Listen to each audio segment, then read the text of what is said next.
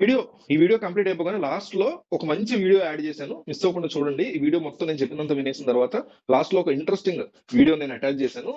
ఏ రాజకీయ పార్టీకైనా ఓడిపోవడం బాధాకరమే. ఓడిపోయిన తర్వాత అనేక రకాల ఇబ్బందులు అనేవి తలెత్తుతుంటాయి. 2019లో కూడా 23 సీట్లతో చరిత్రలోనే ఎన్నడూ చూడడం, అప్పటికి చరిత్రలోనే ఎన్నడూ చూడడం దారుణ ఓటమి తెలుగుదేశం పార్టీ చవి చూసింది. ఆ తర్వాత 2024లో పుంజుకుంది. బానే ఉంది. కానీ అప్పట్లో ఓడిపోతే పార్టీ మారిపోయిన వాళ్ళు, లేకపోతే చంద్రబాబు పెద్దగా బయటికి రాకపోవడం, ఈవీఎంల గురించి మాట్లాడిన తర్వాత సైలెంట్ అయిపోవడం, ఆయన ఎటు వెళ్ళాలో తెలియని కన్ఫ్యూజన్ లో ఉండిపోవడం, ఇవన్నీ జరిగాయి ఫస్ట్ 1 ఇయర్. కానీ వైసీపీ చాలా తీవ్రమైనటువంటి ఇబ్బందులు ఎదుర్కొంటుంది. సరే, పార్టీల మీద తెలుగుదేశం పార్టీ వాళ్ళు దాడులు చేస్తున్నారు, చంపేస్తున్నారు, ఇవన్నీ అది చాలా బాధాకరమైనటువంటి విషయం. ఎవరి పట్ల అలా జరగకూడదు. వాళ్ళు టీడీపీ వాళ్ళైనా 2019 కూడా టీడీపీ వాళ్ళ మీద వైసీపీ వాళ్ళు అట్లా దాడులు చేసి చంపేశారు. ఇప్పుడు టీడీపీ వాళ్ళు చేస్తున్నారు, which is both are completely wrong.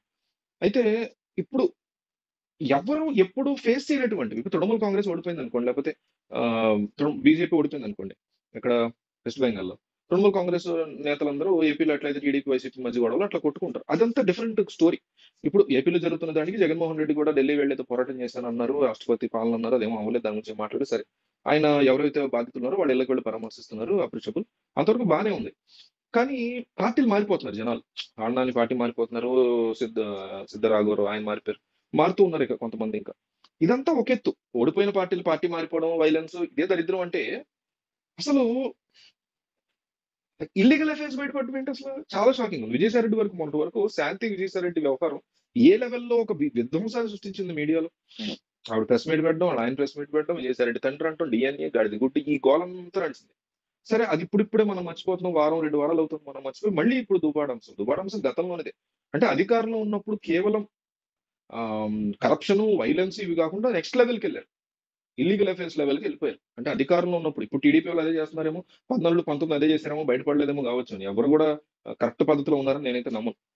అధికారం ఉన్నటువంటి అహంకారంతో వైలెన్స్ చేస్తారు 2 పార్టీ వాళ్ళు, కరప్షన్ చేస్తారు 2 పార్టీ వాళ్ళు. ఇవి కాకుండా మూడో లెవెల్కి వచ్చారు. ఇప్పుడు వైసీపీ వాళ్ళతో స్టార్ట్ అయింది, బయటపడడం అయితే స్టార్ట్ అయింది. మరి ఆ మిగతా వాళ్ళతో కొంచెం తెలియదు. ఇక ఈ ఎన్నికల టైంకి, 29 ఎన్నికల టైంకి మరి టీడీపీ ఏమైనా బయటపడితే చూడాలి. మొత్తానికి ఇప్పుడైతే దీని గురించి ఎక్కడ చూసినా చర్చ నడుస్తుంది. దువ్వాడ వాణి ఎవరైతే ఉన్నారో, దువ్వాడ శ్రీనివాస్ యొక్క భార్య, వైసీపీ పార్టీ ఎమ్మెల్సీ, టెక్కిలి ప్రాంతానికి సంబంధించిన వ్యక్తి, మనం పోటీ చేసి ఓడిపోయారు వైసీపీ తరఫున ఎమ్మెల్యేగా. అంటే ఎమ్మెల్సీగా ఉండ కూడా వైసీపీ ఎమ్మెల్యే తరఫున పోటీ చేయొచ్చు, చేసి గెలిస్తే ఎమ్మెల్సీ రాజీనామా చేస్తారు. సో గెలలేదు కాబట్టి ఎమ్మెల్సీ కంటిన్యూ అవుతారు. ఆయనకంటూ ప్రోటోకాల్, పోలీసు, అడవిడి ఇవన్నీ ఉంటాయి. లేదు, member of legislative council. So ఇప్పుడు ఈయనకు సంబంధించి ఆయన అచ్చెన్నాయుడు ఉన్నారు వెనకాల, తన భార్య దువ్వాడ వాణి వెనకాల అచ్చెన్నాయుడు ఉన్నాడు. నన్ను అంటే అచ్చెన్నాయుడికి నిజమే, ఏ రాజకీయ ప్రత్యర్థి అయినా దొరికిన బంగారం లాంటి ఇట్లా ఎఫ్ఐఆర్ అవకాశం వదులుకోడు కాబట్టి అచ్చెన్నాయుడు కూడా వదులుకోలేకుండా ఆయన వెనక నడిపిస్తున్నారని కూడా పెద్ద నిజమైనా కూడా పెద్ద వింత ఏం కాదు. ఇదే ప్లేస్ లో దువ్వాడ ఉన్నా, అచ్చెన్నాయుడు ప్లేస్ లో దువ్వాడ ఉన్నా, అచ్చెన్నాయుడు దువ్వాడ ప్లేస్ లో అచ్చెన్నాయుడు ఉన్నా, ఆయన అట్లాగే నడిపిస్తారు. అది పెద్ద వింత కాదు. అతను ఏం తప్పు చేయనట్టు. షాకింగ్ ఏంటంటే వెనకుండా నడిపించడం ఉంది. నీ భార్య కోపం వస్తుంది ఆబ్వియస్లీ, నువ్వు వేరే వాళ్ళతో ఉంటే. చాలా సింపుల్ లాజిక్ మరి.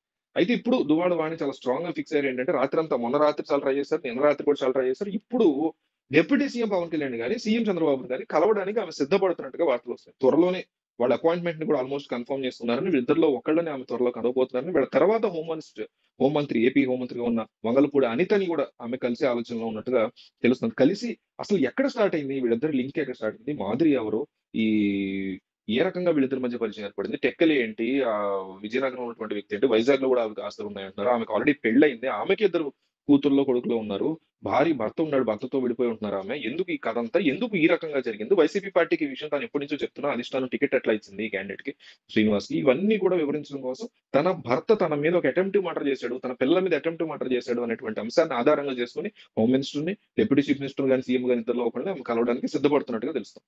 ముగ్గురు నువ్వు చేసుకుంటే ఒక్కొక్క మగాడు కొన్ని వేల మంది చేసుకోగలడు. కానీ పద్ధతి, సంస్కారం, హిందూ మతం, తెలుగు వాడిగా ఏకపత్ని వ్రతం మన మతం. ఏకపత్ని వ్రతం, ఒకే స్త్రీని పెళ్లాడి ఒకే స్త్రీతో జీవితం పూర్తి చేయడం అన్నది మన తాలూకా సాంప్రదాయం. ఆ సాంప్రదాయానికి తూట్లు పొడిచినటువంటి నీచుడు పవన్ కళ్యాణ్.